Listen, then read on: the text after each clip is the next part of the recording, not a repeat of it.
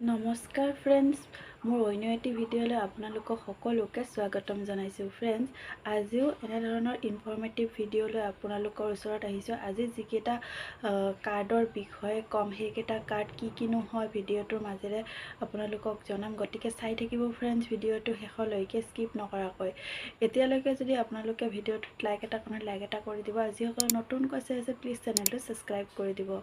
Friends, ৰাজ্য চৰকাৰে হওক বা কেন্দ্ৰীয় চৰকাৰে হওক, আমাৰ জনসাধাৰণৰ বাবে বহুখিনি কাৰ্ডৰ জৰিয়তে, স্কিমৰ জৰিয়তে বহুখিনি সুবিধা লৈ আহে। আৰু যিখিনি সুবিধা আমি ল'ব নাজানাৰ ফলত আমি সেই সুবিধাসমূহৰ পৰা বঞ্চিত হৈ থাকোঁ। গতিকে এনেধৰণৰে কাৰ্ড কেইটামানৰ কথা আজি ভিডিঅ'ত আলোচনা কৰিম। তেনেদৰে চাই থাকিব ফ্ৰেণ্ডছ, কি কিনো কাৰ্ডৰ কথা আজি এই ভিডিঅ'টোত আলোচনা কৰোঁ।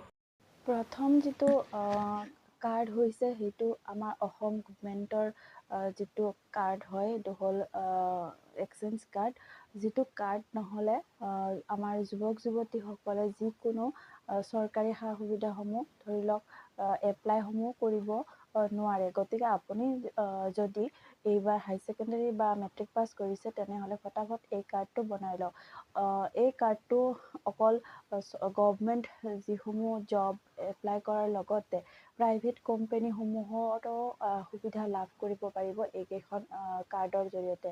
গতিকে প্ৰথম যিখন কাৰ্ডৰ নাম হ'ল এক্সচেঞ্জ কাৰ্ড। গতিকে এইখন আপোনালোকে সোনকালে বনাই লওক। ইয়াৰ যিটো পিছৰ কাৰ্ড হৈছে ই শ্ৰম কাৰ্ড। ই শ্ৰম কাৰ্ডটো বহুতে ভাবে যে পইচা পাবৰ বাবেহে বনাব লাগে, কিন্তু এনেকুৱা নহয়। এইটো এটা ডকুমেণ্টছৰ দৰে, যেনেকুৱা আপোনালোকৰ পেন কাৰ্ড আছে বা আধাৰ কাৰ্ড আছে, তেনেকুৱা এটা সময়ত যেনেকৈ চৰকাৰে পেন কাৰ্ড বা আধাৰ কাৰ্ড ওলাইছিলে, সেই সময়ত কোনোৱে গম পোৱা নাছিলে যে এইকেইখন কাৰ্ড ইমান বেছি দৰকাৰী হ'ব বুলি। ঠিক তেনেকুৱাই হয় ই শ্ৰম কাৰ্ডটো। ই শ্ৰম কাৰ্ডটোৰ জৰিয়তে ভৱিষ্যতত যদি ডাঙৰ ডাঙৰ মহামাৰীৰ দৰে বেমাৰসমূহ আহে, তেতিয়া চৰকাৰে সেইসমূহ বেমাৰৰ ক্ষেত্ৰত বহুখিনি জনসাধাৰণক পইচা পাতিৰ ফালৰ পৰা মানে হেল্প কৰিব। আৰু এই ই শ্ৰম কাৰ্ডটোত এটা হেল্থ ইঞ্চুৰেঞ্চো কৰি ৰাখিছে, যিসমূহ ডাটা চৰকাৰৰ ওচৰত মানে সংৰক্ষিত হৈ থাকিব। আৰু ই শ্ৰম কাৰ্ডৰ জৰিয়তে এটা মাহিলী যি ৩,০০০ টকাৰ পেঞ্চন আছে, সেইটো আপোনালোকে লাভ কৰিব পাৰিব। গতিকে ই শ্ৰম কাৰ্ড এতিয়াও মানুহে বনাই আছে। আপোনালোকে যদি এতিয়ালৈকে বনোৱা নাই, তেনেহ'লে বনাই ল'ব পাৰিব। ইয়াৰ পিছৰ যিটো কাৰ্ড হৈছে লেবাৰ কাৰ্ড বা শ্ৰম কাৰ্ড। বহুতে যে ই শ্ৰম কাৰ্ড আৰু লেবাৰ কাৰ্ড এটা হয়, কিন্তু এনেকুৱা নহয়। লেবাৰ কাৰ্ড বেলেগ হয় আৰু ই শ্ৰম কাৰ্ডটো বেলেগ হয়। ই শ্ৰম কাৰ্ডটো বিষয়ে মই যেনেকৈ ক'লোঁ, ঠিক তেনেকৈ লেবাৰ কাৰ্ডটো আপোনাৰ যিবিলাক ধৰক ডাঙৰ ডাঙৰ কনষ্ট্ৰাকশ্যনৰ কামবোৰ, ঠিকাদাৰৰ আণ্ডাৰত যিবিলাক কাম হয়, সেইবোৰৰ আণ্ডাৰত আপোনালোকে মানে এই কাৰ্ডখন বনাব পাৰে। যেতিয়া কামসমূহ চলি থাকে, তেতিয়া আপোনালোকে কিবা এটা টকা লাভ কৰিব পাৰিব।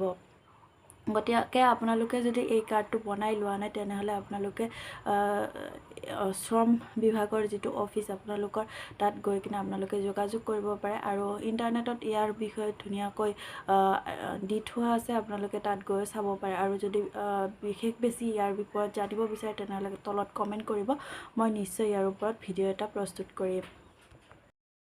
এতিয়া আহোঁ ইয়াৰ পিছৰ কাৰ্ডটোলৈ, সেইটো হৈছে কিষাণ কাৰ্ড।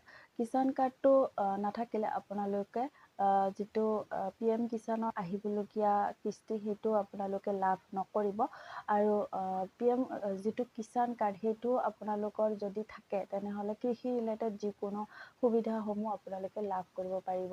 আৰু ইয়াৰ জৰিয়তে আপোনালোকে মাটিৰ যিবিলাক ৰিলেটেড কামসমূহ, সেইবোৰো আপোনালোকে কৰি ল'ব পাৰিব। গতিকে আপোনালোকে যদি এতিয়ালৈকে এই কাৰ্ডটো বনোৱা নাই, তেনেহ'লে কৃষক পঞ্জীয়ন কৰি লওক। আৰু কৃষক পঞ্জীয়ন কৰাৰ লগে লগে কাৰ্ডটো নাপাব পাৰে, অকণমান টাইম লাগিব পাৰে। গতিকে সেইখিনি সময়লৈকে আপোনালোকে ৰ'ব লাগিব। গতিকে আপোনালোকে যদি কৃষক পঞ্জীয়নটো নাই কৰা, তেনেহ'লে ওচৰৰ যিসমূহ CSC চেণ্টাৰ, সেই সময়ত গৈ পেলাই আপোনালোকে কৃষক পঞ্জীয়নটো কৰি ল'ব পাৰে। ইয়াৰ পিছৰ যিটো কাৰ্ড হৈছে সেইটো হৈছে আয়ুষ্মান কাৰ্ড। এতিয়ালৈকে বহুতে আয়ুষ্মান কাৰ্ডটো বনোৱা নাই, আৰু আজিকালি কয় যে ৰেচন কাৰ্ড থাকিলেও আয়ুষ্মান কাৰ্ডৰ সুবিধাখিনি লাভ কৰিব। তথাপিও আপোনালোকে আয়ুষ্মান কাৰ্ডটো বনাই থোৱাটো ভাল। আৰু আয়ুষ্মান কাৰ্ডৰ যিটো 5 লাখ টকাৰ যিটো সুবিধা, মানে বেমাৰ আজাৰ হ'লে যিটো বেমাৰ, সকলো বেমাৰতে নহয়, যিটো লিষ্টেড বেমাৰ, সেয়া বেমাৰসমূহৰ যিটো 5 লাখ টকাৰ সুবিধা, সেই সুবিধাটো আপোনালোকে লাভ কৰিব পাৰিব।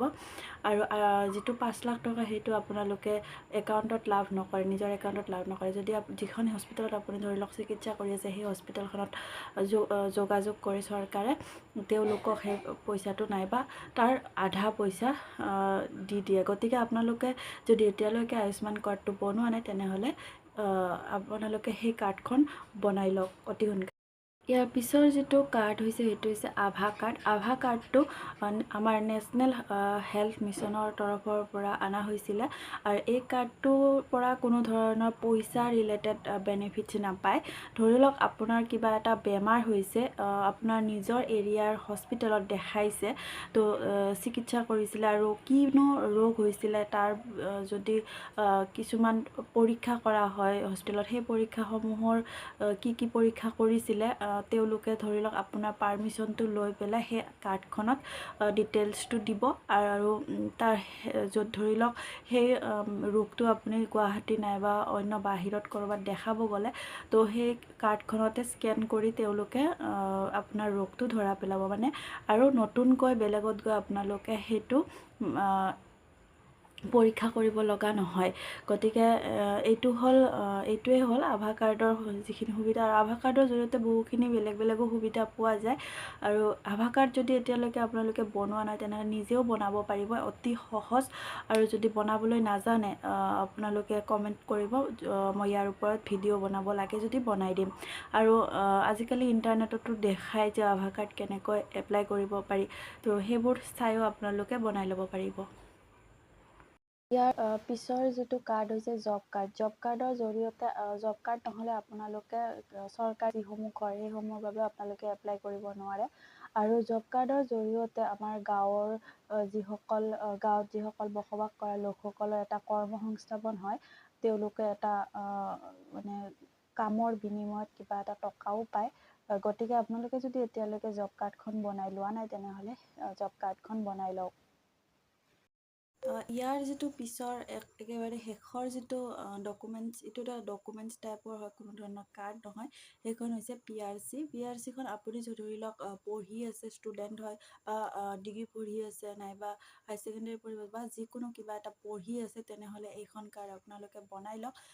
আৰু পঢ়া শেষ হোৱাৰ পিছত যদি আপোনালোকে বনাবলৈ যায়, তেতিয়াহ'লে বহুত প্ৰব্লেম হয়। এইখন বনাব গ'লে মানে বহুত বেছি দৌৰা মেলা কৰিব লগা হয়, সোনকালে নবনে। গতিকে পঢ়ি থকা সময়তে বনাই ল'লে বহুত সুবিধা, মানে সোনকালে বনাই ল'ব পাৰে।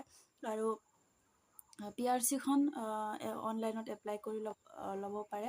আৰু ইয়াৰ পুলিচ ভেৰিফিকেশ্যন হ'ব। তাৰপিছত আপোনালোকে অতি সহজতে ধৰি লওক কিবা এটা কামৰ কাৰণে এপ্লাই কৰিলে, তেতিয়া আপোনালোকে PRCখন দেখাই লৈ সোনকালে PRCখন দেখাই ল'ব পাৰে। আৰু PRCখন এপ্লাই কৰোঁতে সঠিক ডকুমেণ্ট আপোনালোকে তাত দি দিব, যাতে কোনো ধৰণৰ ভুল ত্ৰুটি নহয়। গতিকে এইকেইটাই আছিলে আজিৰ আই কাৰ্ডসমূহ আপোনালোকৰ লগত আলোচনা কৰিবলগীয়া।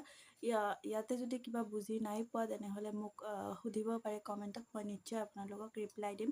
আৰু এনেধৰণৰ ইনফৰ্মেটিভ ভিডিঅ'সমূহ আপোনালোকে যদি আৰু পাব বিচাৰে, তেনেহ'লে ভিডিঅ'সমূহৰ তলত মোক কমেণ্ট কৰিব, কি ধৰণৰ ওপৰত আপোনালোকে চাব বিচাৰে বা মোৰ পৰা শুনিব বিচাৰে। গতিকে আজিলৈ ইয়াতে সামৰিছোঁ। নতুন এটি ভিডিঅ'ত লগ পোৱাৰ আশাৰে বাই বাই।